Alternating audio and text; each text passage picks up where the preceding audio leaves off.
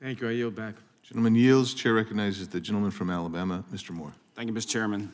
Thank you, Mr. Davis, Director Davis, for being here today. Over the last few years, left-wing activists have threatened our justices. After the unprecedented leak of the Dobbs opinion, Attorney General Garland directed around-the-clock security for all 9 Supreme Court justices. Our independent justices' lives are at stake. After the Dobbs opinion was leaked, the left-wing activists attempted to harass and even harm members of the Supreme Court. One individual was arrested at the home of Justice Kavanaugh, armed with a handgun, a knife, zip ties, and other weapons in his opposition to the Dobbs opinion. Just recently, in December, a man was arrested for leaving a voicemail threatening to kill Chief Justice Roberts.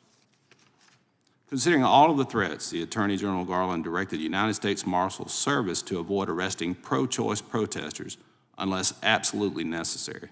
Director Davis, thank you for your leadership in protecting our federal judges. What was your response to Attorney General Garland when he directed you to limit arrest of protesters?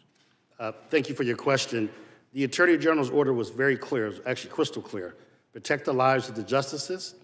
He made sure that we still had full authority to make arrests, but not to engage in any activity that would compromise their safety. I did not receive any orders from the Attorney General to avoid any specific arrest. So would you have agreed with that directive if he gave it? I'm sorry? Would you have agreed with the directive?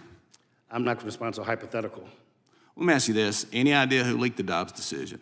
I mean, we've got all these great arrests going around the country right now for certain activists, but any idea who leaked the Dobbs decision? Do we have any record of that? Once again, thank you for your question. I think probably as the congressman know that would be, I would refer you to the Supreme Court Marshal, which is actually not part of the Marshal Service as they were doing that investigation.